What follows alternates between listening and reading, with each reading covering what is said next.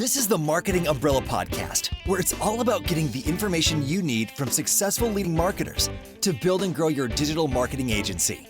Brought to you by Itamar Shafir, founder and CEO of Umbrella, the technology platform and brand that is powering thousands of marketing agencies around the country. Find him at umbrellaus.com.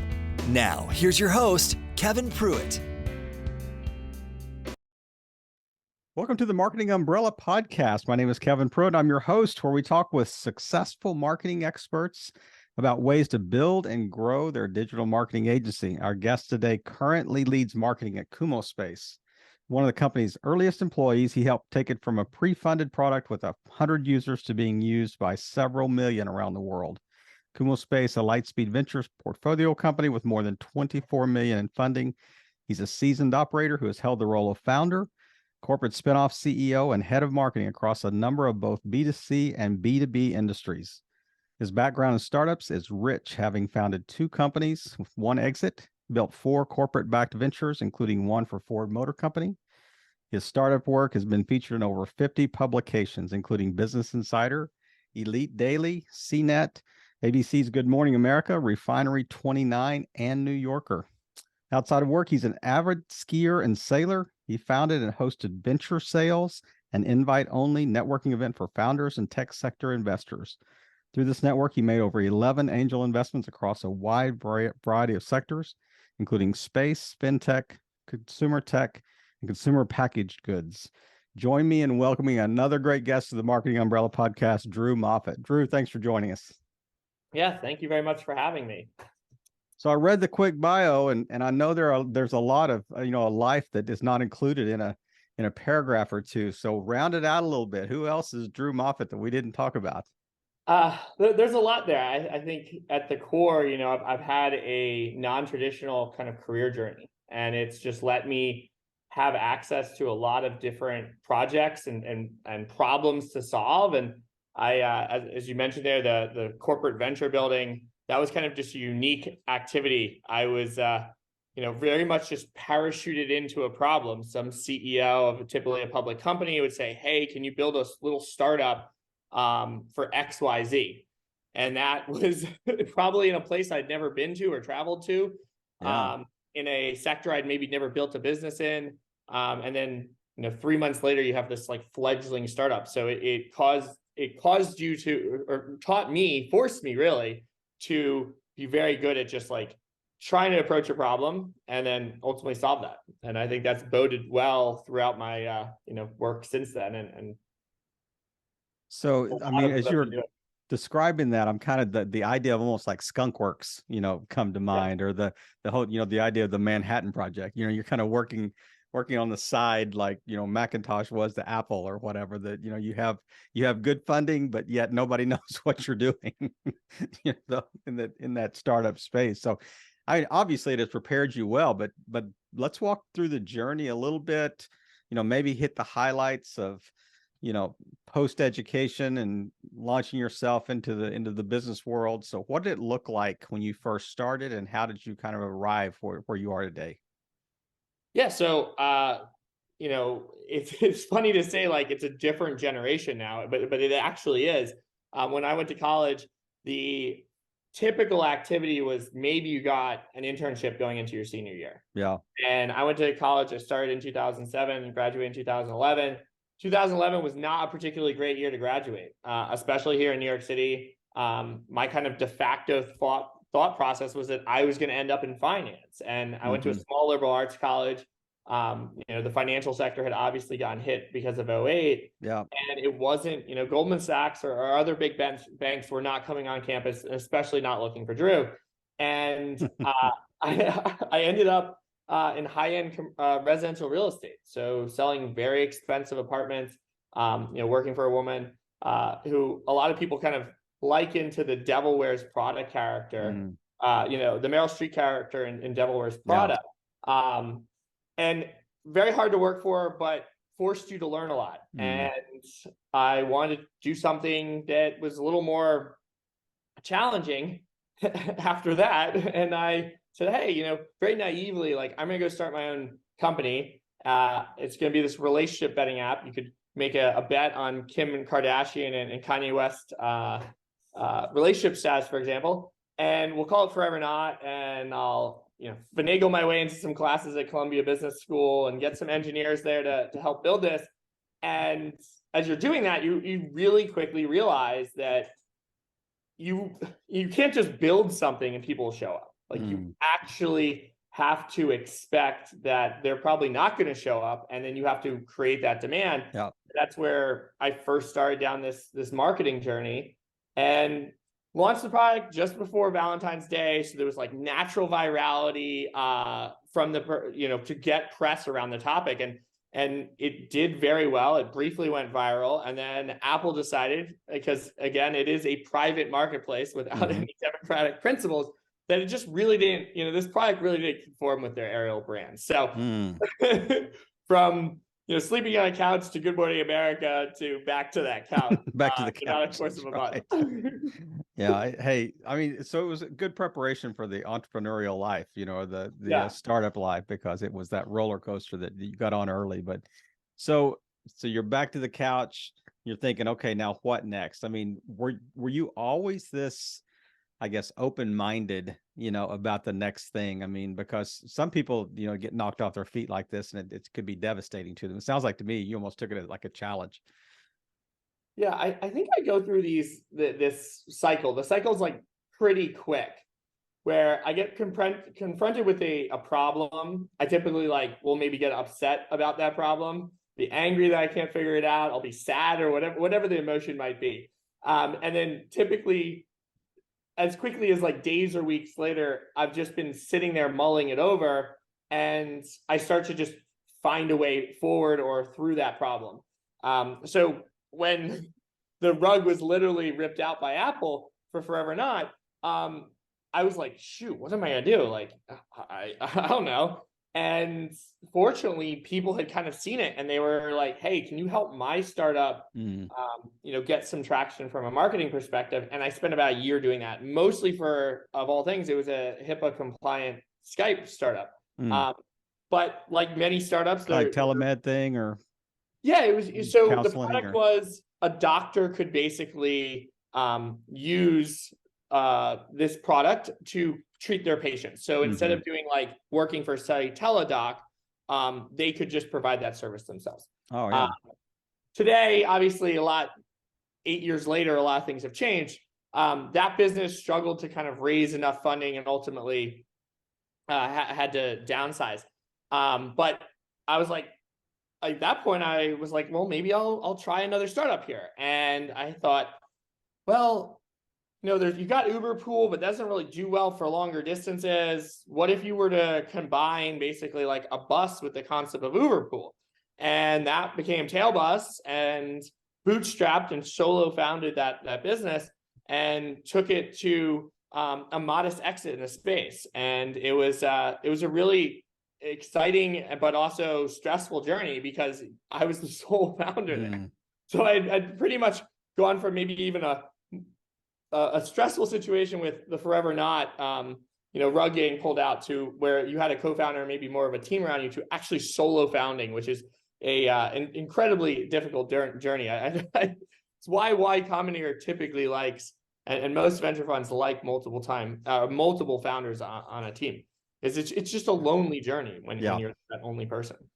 I mean, I love that story and kind of the way you wove that together, and I went from this to it kind of led itself and morphed into this, and then I mean, if we had space, you could just keep going and start building those bridges and the tiles in the road, so to speak. But you mentioned really briefly and just the idea about, well, I kind of learned about the virality of the first startup, and people noticed that, and they asked me, oh, hey, can you help us do that same thing in our space? It seems like when I talk to marketing folks, they came from one of two paths. They came from the education path or the vocational path, that's what they want to do, that's what they've studied, that's what they're they seem to be good at, and they think they have an affinity for it. Or the other side of that equation sounds like that it's people out of necessity had to figure it out. You had to figure out how to make this Forever Not or whatever go viral, or grow.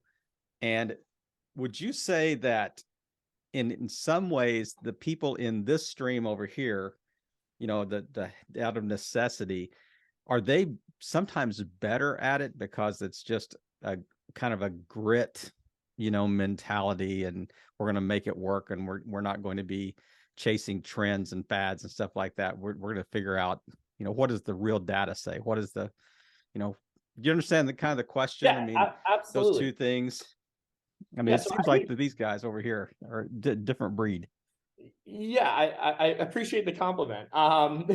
I obviously I have I'm a little bit jaded because I'm probably in that bucket. Mm, But I think there's multiple paths to success, and I'm often hiring people maybe as contractors who are domain experts, right? So a yeah. lot of my background is from necessity in the sense that I have done a lot of marketing at a pretty decent surface level depth. Mm-hmm. And then I've done certain marketing at really, really high, just gone laser focused on that. Right.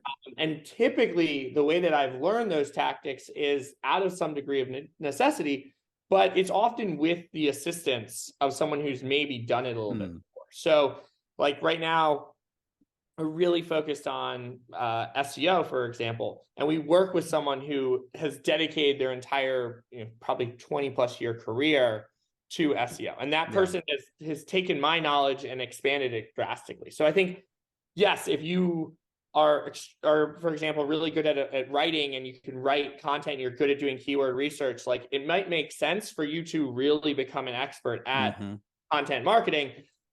Similarly, so if you're really good at doing short-term video content and like getting content to go viral on platforms like TikTok or YouTube Shorts, then maybe really kind of just become an expert in that game, because that is a complicated game. Yeah. But the flip side of it is you really need both players, right? There needs to be someone who can, because especially for like a business like ours, we're marketing into a new industry and we're creating a new sector, really. So you can't just show up and say like social media or SEO is going to necessarily make this sector. You need to use a lot of that different pieces of that marketing tactics and tools to succeed. Yeah, that and I wasn't denigrating one facet over the other. It was just interesting that when you're looking at it's almost like the theorists versus practitioners. The idea of like college professor, are they better instructors, or are current leadership in a company, in a startup company type thing. But and I like the way that you kind of broke down and it sounds almost like a generalist versus a specialist, as far as subject matter experts are concerned. But it is an interesting path and an interesting discussion just about marketing in general, because is there anything on the planet that is changing more quickly than the marketing space, in business? I mean, it is at quantum speed, seems to be changing. What's your experience? Yeah, I think the challenge is it's a bit of an arms race. Having done this for 10 years now, I feel like it's very much an arms race, and tactics that maybe I was using in 2013 for Forever Not, or 2014 with the startup I mentioned, URMD, are, I don't want to go so far as to say illegal, but in some cases they are, right? If you think about like GDPR and kind of cooking tactics and behavior like that, there's just a lot of change that happens.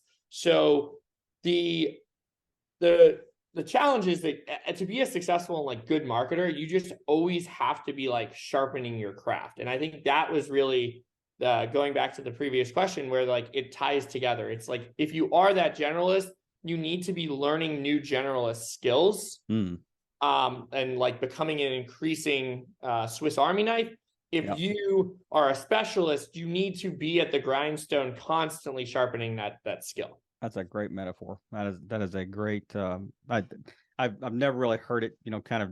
I mean, you really did refine that, the differences and even the different things they need to necessarily be improving in in a quick fashion, I think. So one thing I wanted to ask you about was just the journey to Kumospace.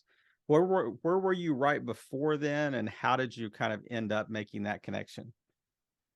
Yeah, so going back to my journey, as after Forever Not, I ended up spending those 3 years building these 4 corporate backed ventures. And that was, an exciting thing to do, learned and pushed me to learn entirely new skills. But it was also a draining in the sense of like physically draining. It's a lot of time traveling through a lot of time zones, being on a lot of planes, right? Yep. It's that management consulting type lifestyle. So in 2019, I stepped back from that and I ended up getting a role as CMO of a software consultancy, typically targeting the mid-market, and then had some life events, stepped back from that, and it just at the start of 2020. And then obviously the pandemic reached the United States and the world just completely was upended. Yep. And as I was trying to figure out what to do next, I thought, all right, well, let me just do some consulting for startups. And I happened to cross paths with the co-founders, Brett and Yang of Kumospace. And there was one other person working with them at that time. And it just felt like there was some degree of kind of lightning in the bottle. And I wanted to be a part of it. They wanted my help to figure out how to kind of market and figure out who might want to use their product.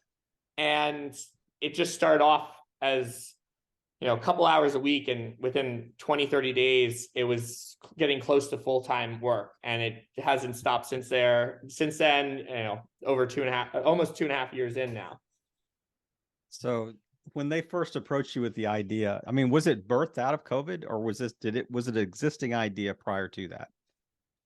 So it was sort of how I didn't want to, stay at that real estate job. The CEO Yang, his background is, he and Brett had actually worked together on one of Brett's earlier startups. And his background is as a software engineer. Brett's is as a venture capitalist and entrepreneur. Brett has funded through his venture fund 60 plus startups. And Yang had spent time at Google and then spent 5 years at Oscar Healthcare. And he was leading all the consumer product there. And in February of 2020, he decided, you know what, I've been here for 5 years. I want to go try my hat at doing my own thing. And obviously he didn't know what was going to happen the next month. He gave his notice. They were like, hey, can you stick around a little bit longer? And he's like, sure. So they wanted him to stay a little longer. And he was trying to figure out what to build. And now it's the pandemic and he's, locked down. And Brett and he were communicating, and they had done this little group that they would get together of investors who would often participate in Brett's startup investments. And that couldn't happen now that there was no physical interaction. And replicating that in a Zoom environment just was not, it wasn't the benefit, right? People didn't really show up to listen to Brett talk. People showed up to eat the pizza and drink the beer and socialize and network with one another. And Brett was like, yeah, hey, Yang, you should, can you fix this problem? And 2 weeks later, Yang had handed Brett a working prototype of what eventually became Kumospace. So it was a very much a COVID baby in the sense that it kind of happened, but it actually wasn't planned. It was, Yang's departure was planned pre-COVID. But was the product idea birthed to scratch an itch they had of like getting investors together, or getting, people together in like cohorts or working space or whatever? Or did the idea, kind of come out independently that says, hey, we recognize that companies are going more remote. There's going to be a need for this. Let's meet the need.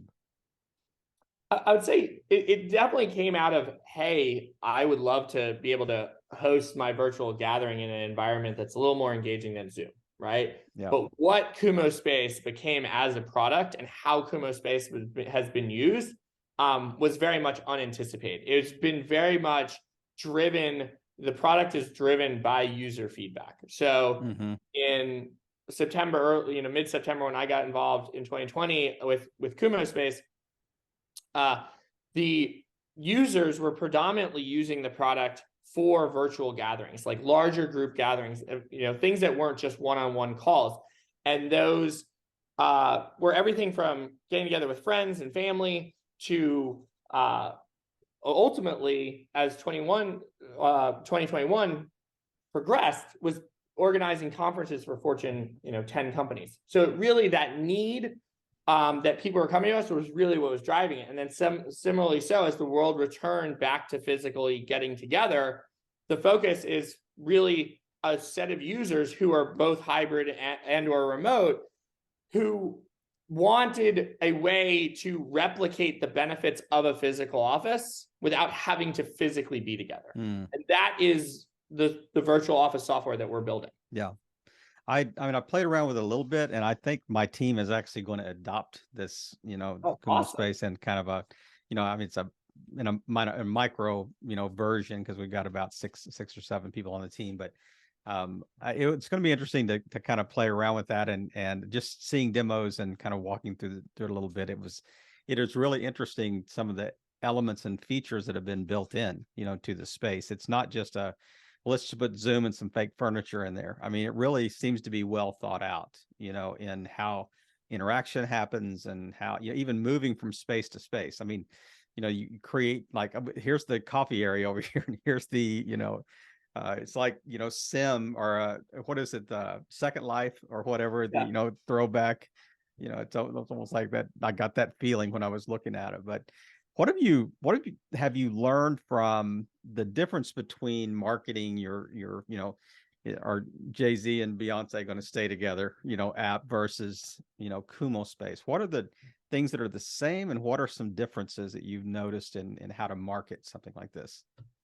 I think honestly, it's the tools, right? So, and I was talking about how marketing, it feels often like an arms race. And when Forever Not came out, the way that I was able to market it was, we launched the product just before Valentine's Day. We focused heavily on press.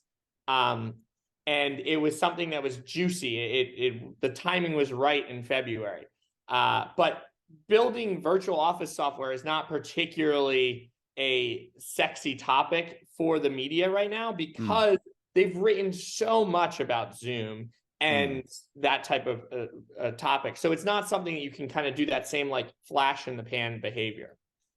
And at the time of doing Forever Not, there wasn't influencer marketing, right? A big reason, a big way that we actually got people to want to use Kumospace for some type of virtual gathering was, it's such a visual product, like you were describing. We found that it was very good if people created content on social media, short form video content like TikTok or YouTube Shorts or IG Reels.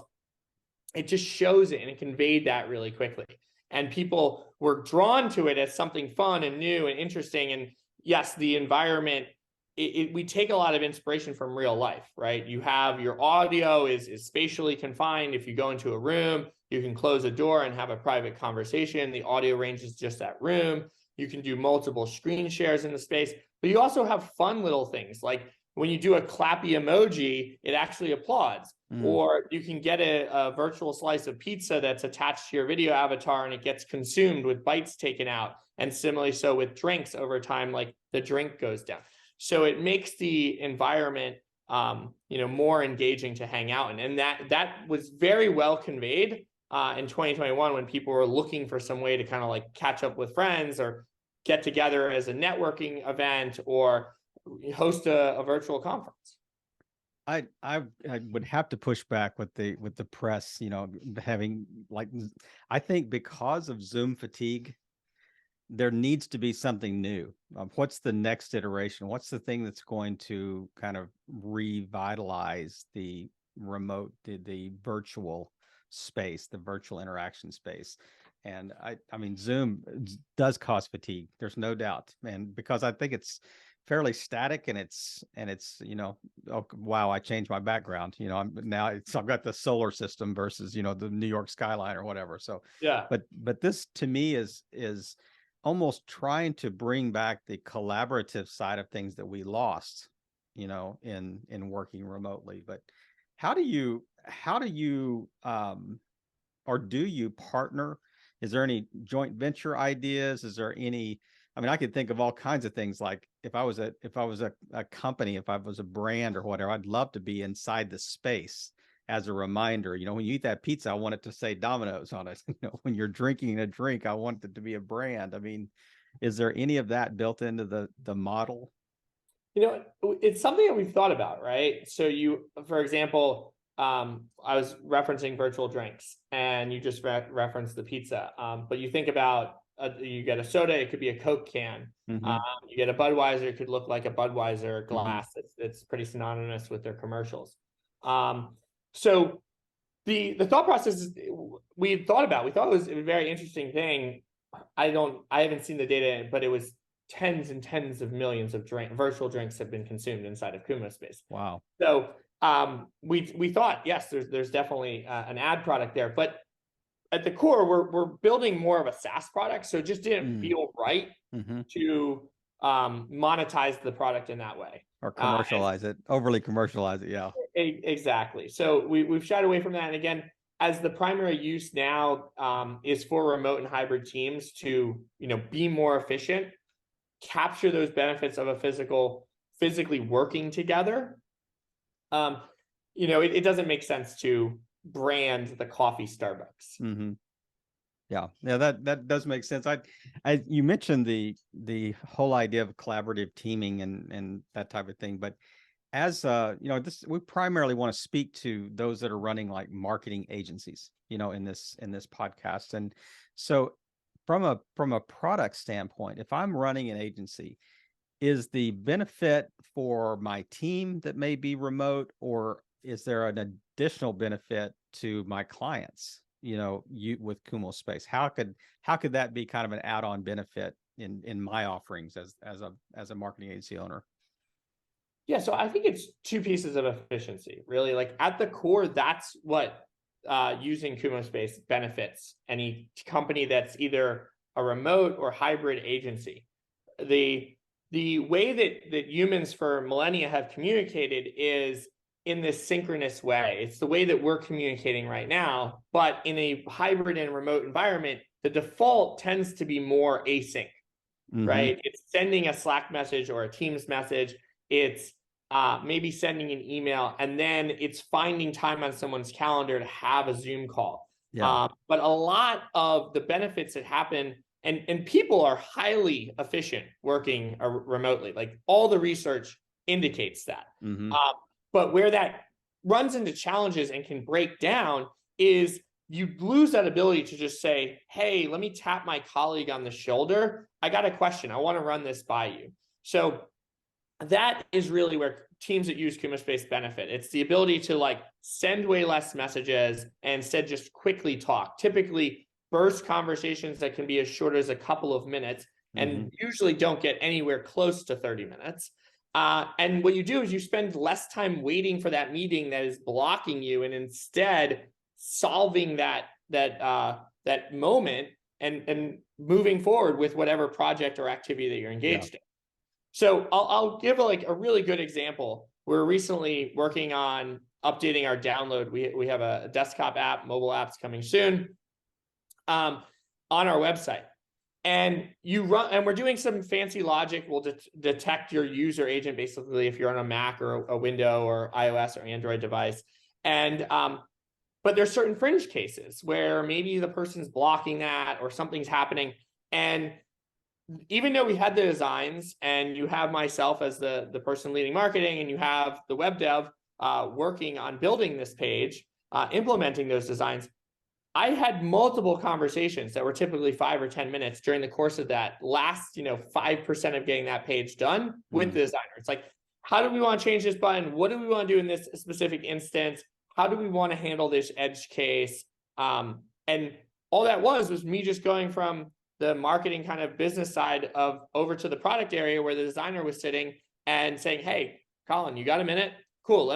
Let's just quickly run through this. 3-4 minutes later, have an answer, know how we're going to solve it, move on. And once you've experienced that, I look back and I'm like, all that time that I've wasted, for sometimes I feel like you'll have messages in Slack where it's 20, 30, 40 minutes of arguing or debating or being confused about something. And then you jump into Kumospace and it's 2 minutes, the issue's resolved. Solved it. Yeah. Yeah. And I also think that, there's something to be said. I mean, we set meetings, we got a 30-minute meeting. We'll fill the space. we'll fill Yeah. 30 minutes. And it's the principle says work expands to the time allotted, the idea. But is there a way that you can do not disturb yourself? Can you put like, hey, don't tap me on the shoulder right now because I need to do deep work, or that type of thing? Can you kind of put that cone of silence around you in this virtual environment? Yeah, so it's a great question. One of the things about Kumospace that people wonder is like, am I just sitting all day with my camera on? And the answer to that question is absolutely not. You've got statuses. First off, you've got available, you've got away. Think about, hey, I'm making lunch.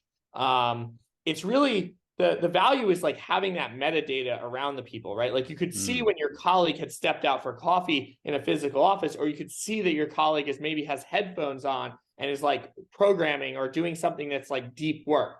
So there's also a focus mode. And obviously some of these modes like away and focus mode, they default the camera off. But for available, you can have your camera or mic off, but you can just turn them off and say, hey, I'm available. And that's how someone like, for example, that example that I was describing before is Colin might be working with his mic and camera off. But I come over, I'm like, hey, Colin, he can hear my audio. You got a second? Let's talk about this page. Yeah. I mean, the design seems very well thought out, and I know you're obviously iterating, as you go, because it's still I'm guessing pretty early days in the overall process. But did I read somewhere that you have a very large number of current users in the space right now? Yeah, so we've had people using Kumospace between the virtual office and events use case. Millions of people have used the product around the world. I was afraid to use the million word, but I actually thought that's what it was. So yeah. Yeah. Like I said, and the uses that people have used Kumospace range from everything as creative as like doing a virtual wedding during the pandemic to this kind of always on replacement for a physical office for remote and hybrid teams. Yeah. So the ways that those users are using it or have used the product are, vary greatly. But we benefit, from a marketing perspective, we just have that brand presence. So that's like arguably one of the biggest challenges in marketing into a new industry, a new sector, is that, people aren't necessarily looking for something. Like they're often looking for a virtual happy hour or how to improve remote team morale. Like if I run a digital agency and my team's completely remote, like how do I build bonds between those team members? That's maybe what they're going to Google and looking for, and not specifically virtual office software. So it's nice that we just have a lot of people who have used the product in different ways, and it's top of mind. You get a lot of word of mouth behind that as well. Absolutely. And I mean, you can see it in the development of the product itself. I mean, it's a very, it does look like maybe Second Life version, kind of graphically, but it is very complex, in its delivery. And I mean, I'm really looking forward to diving into it, but I want to ask you kind of just a general question that I try to ask all of our guests. And I'm really curious just your thought on it, real short answer, but what do you think is the biggest problem in marketing today? Just as a whole, the industry that's a good itself. question. I think the challenge today, and like the thing that can be a big problem in marketing is honestly data. So as a marketer, that being a mathematician may be those are different parts of your brain, right? Especially if you're more of like a creative marketer, for sure. You really need someone on the team. Like one of our greatest additions and someone I collaborate all the time in our Kumospace HQ with is a guy named David who leads all our data science. And it's just so helpful because I understand math, but he's a mathematician. So from data standpoint, you're talking about using it effectively or getting good data? It's yes. So yes, that's right. Also two pieces, right? So the first piece is one, collecting all that data and just like getting that data. And the second piece of that data is you really need to do what's called ETL, which is process that data so it can live in one place. And then you can, and what a good data scientist actually can do is then they can give you multiple views of that data.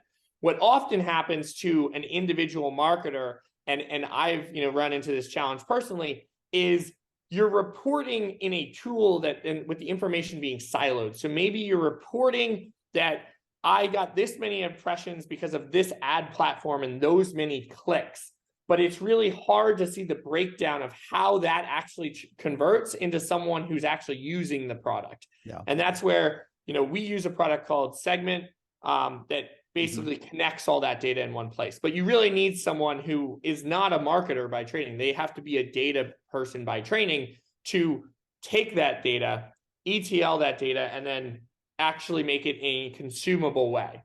And now it's great. Every morning I start my day and I go into Google Data Studio where David has built dashboards, and I can look at everything.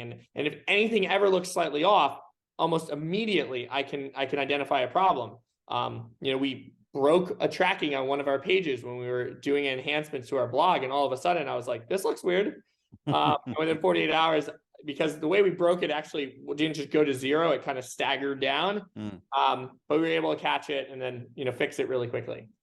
And I mean, real time. I mean, Yes. real time, accurate, and usable data. But so as we shift kind of in the home stretch of the interview today, this is kind of my favorite part of the whole thing, and I'm going to ask you just a rapid fire series of questions. You're going to think, what in the world? These are such disparate questions, but there's a method to our madness here. But we really want to dig deep in the psyche of our guests here. But just first response to these questions: did you get along with your parents growing up? Yeah, I was an only child, so a lot of what I had to do was, and we traveled around a lot, did a lot of camping, outdoors, kind of physical activities. So I just was with them a lot. Yeah. Did you have a pet? I did. I had several dogs. Right. Unfortunately, dogs don't live as long as humans. Yeah, I can go by age. My age periods were had different dogs. But do you currently have kids? No. What time do you wake up in the morning, and what time do you go to bed? So I started my life off more as a nocturnal person. I still am that way. It really kind of depends. I would typically say I wake up around 7:30, and then I start arriving in our virtual HQ. Depending on the day, anywhere from 8:30 to like 9:30 kind of AM. And then typically I go to bed. I try to get the 8 hours of sleep, but sometimes, maybe you're watching a good show or you're enjoying the company of the people you're with, and you stay up a little later. Yeah. So that usually for me is around 11 p.m. Ideal vacation spot, money not an object. That is. You're gonna say ski question. somewhere. Yeah, exactly. I'm gonna have to lean towards skiing. I really like Aspen, and I really also like, but I really like the ski area, Deer Valley. So I'll have to go with staying probably at the St. Regis, Deer Valley. No European, no Swiss Alps. I haven't skied there, but I will. I've been to the Swiss Alps. But I went in the fall. But I will be going there soon, fortunately. So that answer may change. I do think the Colorado, Utah area of skiing is probably the best in the world. I mean, the skiing powder first thing in the morning, it's just about as good as it gets. So how does faith affect how you live? I'm not very religious or kind of spiritual person. So pretty analytical, So I think what I would say is I think you want to do well onto people. Like that, I'm a very empathetic person. I'm an emotional person, right? Like if for example, web traffic that day's down, like my team will know that based on just how I might be down in the morning. But I also tend to really empathize. Like I have had bad managers, and I try to never be that persona. So I think maybe that falls a little more in like kind of karma-esque thoughts. And I love this question. One thing you could change about the business climate today if you had the power? I think personally the debate over like the future of work is a little idiotic. I think it's pretty clear there's a lot of ways that we're describing the organizational structures. There's 6 of them if you really want to count them out, 4 of which are different ways of doing hybrid. I think the future of the world is going to largely be, there will be people who like in office. There'll be people who like fully remote, 100% remote, but I think a majority of the future, people that are typically defined today as hybrid are going to increasingly become remote first, meaning that they will get together maybe once a month or quarterly offsites, or use a co-working area as they wish, kind of it fits their needs. I think it's a silly debate. Like, let people work. If you're being productive, you shouldn't be judged on FaceTime. What a way to close up a chat around kind of an app that helps people collaborate when they're working remotely. I mean, I love that. Just stop debating over the future of work. I mean, if you could change one thing, that's great. Man, Drew, thank you again. I really appreciate you coming on the show and just sharing your history, your expertise, and the journey that you've come through, to get to where you are today, and really your insights in the whole space. And it's truly been a pleasure. We're gonna, in the show notes, we'll have how to connect with you and Kumospace as well. But we just want to thank everyone for joining us for another episode of the Marketing Umbrella Podcast, where we chat with marketing experts, providing insights to help agency owners scale and grow their company. We'd love for you to check out umbrellaus.com and connect with our founder, Itamar Shafir. Drew, thanks again for joining us. Have a great weekend. Thank you. Thank you for tuning in to another great episode of the Marketing Umbrella Podcast, where we provide the information you need from successful leading marketers to build and grow your digital marketing agency. To learn more, go to umbrellaus.com.